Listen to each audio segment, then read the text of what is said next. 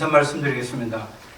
바른사회와 대수장 등 제 단체가 공동 주최하는 자위적 핵무장 촉구와 탈원전 폐기를 위한 정책 토론 및 국민 결의대회에 보여주신 관심과 성원에 깊이 감사드립니다.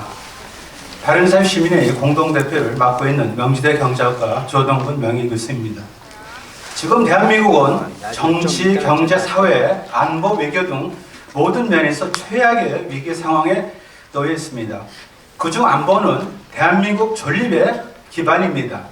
많은 국민들이 밤잠을 설치는 것도 외교와 안보가 누란의 위기에 놓여 있기 때문입니다.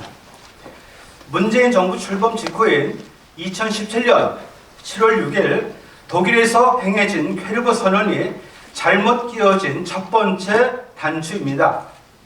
대한민국 안보는 1차적으로 퀘르버 선언에 의해서 해체되었다고 봐도 과장이 아닙니다. 문재인 대통령은 대한민국은 북한의 붕괴를 바라지 않으며 어떤 형태의 흡수 통일도 추진하지 않을 것입니다 라고 천명했습니다.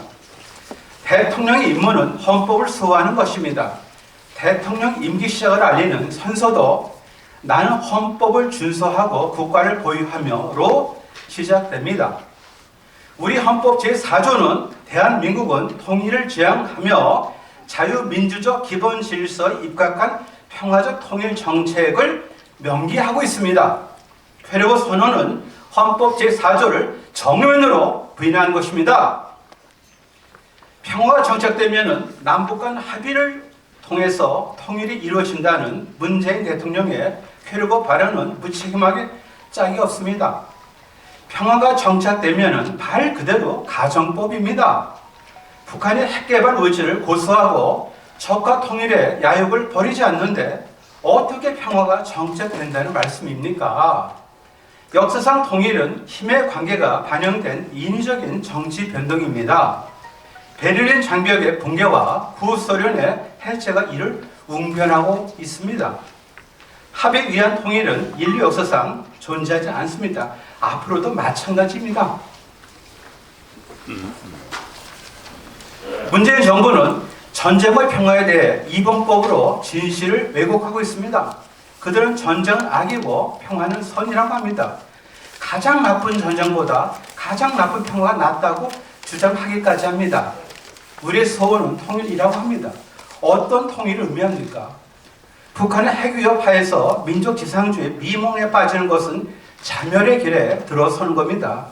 민족이라는 이름의 주술과 평화 환상을 격파해야 될 때입니다. 문재인 대통령은 2017년 중국을 방문한 자리에서 중국은 단지 중국이 아니라 주변국들과 어울려 있을 때 그 존재가 빛나는 국가이다. 높은 산봉우리가 주변의 많은 산봉우리와 어울리면서 더 높아지는 것과 같다. 중국몽이 중국만의 꿈이 아니라 아시아 모두 나아가서는 전 인류와 함께 꾸는 꿈이 되기를 바란다 라고 발언했습니다. 국력과 국격은 층위가 다릅니다. 설령 우리가 국력이 좀 모자란다 하더라도 국격을 내팽개쳐서는 안 됩니다.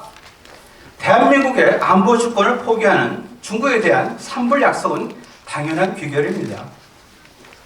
문재인 대통령은 2018년 10월 프랑스를 국빈 방문하는 자리에서 북한에 대한 유인 제재 완화를 통해서 북한의 비핵화가 촉진될 수 있도록 마크롱 대통령이 유엔 안보리 상임이사국으로서 역할을 해달라고 요청했습니다. 하지만 마크롱으로부터 프랑스는 상임이사국으로서 북한의 비핵화는 완전하고 불가역적이며 검증 가능해야 한다는 답변을 들었습니다. 문재인 대통령, 당신은 어느 나라 국민인지 묻지 않을 수 없습니다. 한미동맹은 가벼운 말로 지켜질 수 없습니다. 2019년 4월 11일 한미 정상회담에서 문재인 대통령은 백악관 방명록에 누구도 가지 못한 평화의 길, 위대한 한미동맹이 함께 갑니다 라고 썼습니다. 하지만 문재인 대통령의 속내는 위대한 남북협력이 함께 갑니다로 유추가 됩니다. 트럼프 대통령이 빅딜을 요구하고 있는 것을 알면서도 끝 이나프 딜을 제안했습니다. 그는 북한의 비핵화가 실질적으로 담보되지 않았음에도 금강산 관광 해성공단 재개 등을 미국에 요구했습니다. 불협화음과 불신만 증폭시켰습니다. 일본의 강제징용에 대한 보상을 둘러싼 해석 차이는 일본의 전략물자 수출 규제로 불렀고 문재인 정부는 이를 경제침략으로 규정해 일본과의 경제전쟁을 선언했고 급기야는 지소미아 파기로 이어졌습니다. 문재인 대통령의 한반도 운전자, 중재자 외교는 삶은 소대가리라는 조롱으로 되돌아왔습니다. 대한민국의 외교적 입지가 점차 좁아져 벼랑 끝으로 몰리고 있습니다. 상대에게 무엇을 요구해내는 그런 벼랑 끝 전술이 아니라 자성자박의 셀프 벼랑 끝이 되고 말았습니다. 외교 참상이 아닐 수 없습니다. 우리가 역사를 통해서 배운 것이 있다면 적에 대한 순진한 포용 정책이나 희망적인 사고는 어리석은 짓이며 순국 선전들의 희생을 배신하는 것이고 우리의 자유를 탕진하는 것입니다. 미국 역사상 가장 위대한 대통령 판넬에 오른 레이건 대통령의 어록을 인용하고자 합니다. 그는 일갈했습니다. 역사의 교훈은 유화 정책에 더 큰 위험이 있다는 것을 우리에게 보이고 이를 순진한 진보주의자들이 자시하지 않는다고 했습니다. 포용 정책은 유화 정책에 불과하고 유화 정책은 전쟁과 평화 중에서 하나를 선택하는 것이 아니라 전쟁과 항복 중 하나를 선택하는 것이라고 말했습니다. 그 같은 자유의 전사가 있었기에 오늘의 미국이 최강의 나라가 된 것입니다. 이제 판을 다시 짜고 사고를 바꿔야 합니다. 경제학에 동등무게 원칙이 있습니다.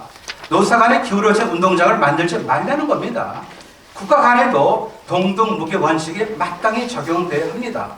자위적, 방어적 핵무장에 대한 결단을 내릴 때입니다. 그리고 탈원전을 원상태로 굴복시켜야 합니다. 대한민국의 원전 기술은 미래 먹거리로서 세계에 인정하고 있습니다. 특정 정권이 100년 대계인 원전 정책을 좌지우지해서는 안 됩니다. 원전 폐기를 하려면 정정당당하게 국민투표에 붙여 국민의 총의를 물어야 합니다.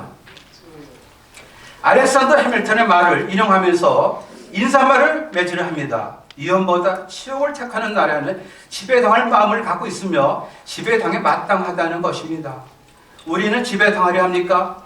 북한의 비핵화에 진전이 없는데 국민 자산인 탱크 저지 구조물을 왜 해체를 하고 전방초소를 철거한 이유는 도대체 무엇입니까? 문재인 대통령, 당신에게 엄중히 경고합니다. 정권은 짧고 정치는 깁니다.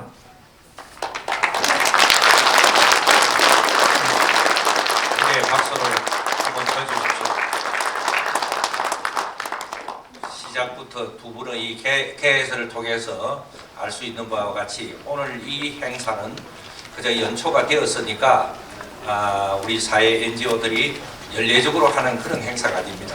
진정으로 우리 조국 대한민국의 생존과 이 잘 번영해오는 이걸 망치고 있는 데 대해서 어떻게 보면은 너무 애달고 답답하고 한 그런 국민의 심정을 갖다가 함께 모으고 막 그런 계리를 다짐하는 그런 오늘의 대회입니다.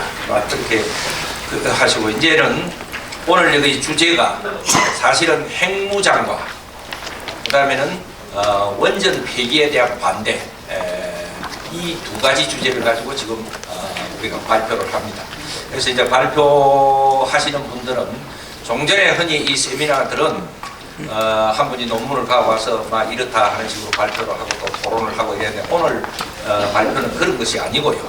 이미 핵에는 핵을 갖지 못하면 핵가진 국가에게 노예가 된다 하는 것은 수없는 전문가들이 이미 군사 이론가들이 이야기를 했어요. 그 내용들은 다 있습니다. 그 다음에 원전 폐기에 관해서도 수많은 우리나라를 아끼고 사랑하는 분들이 왜 멀쩡한 전기불 끄고 촛불로 가느냐 수없는 분석들이 많이 있어요. 그래서 오늘 이 발표하시는 분들은 어떤 분들이냐 하면 그 분야에 대단한 전문성을 갖고 있는 것도 사실이고 그런데 이제 전문성만 갖고 뜨거운 이 대한민국에 대한 애국심이 없으면은 그 신념으로 잘 하기가 어려워요. 그래서 전문성과 애국심을 동시에 갖고 있는 분들을 저희들이 선정한다고 선정해서 모시는 분들입니다. 그래서 아마 그냥 단순한 논문 발표하고 끝내고 이런 모임이 아닙니다. 모두 신념에 차고 행동으로 이어지고 하는 그런 그 발표다 이렇게 생각을 하시고, 그래서 이 발표들은 국민에게 호소문이자 나중에 이제 또 계리문도 우리 국민한테 하는 것은 말할 것도 없고 영문으로 전 세계인들한테 또 호소하는 영문 계리문도 이제 나갑니다. 막 그런 의미를 가진 시간이다. 막 이렇게 보시고 한 분이 발표하는 시간은 15분 정도 막 이렇게 그 시간을 잡았습니다. 제일 먼저 이 발표하실 분은 대한민국 수호 예비역 장성단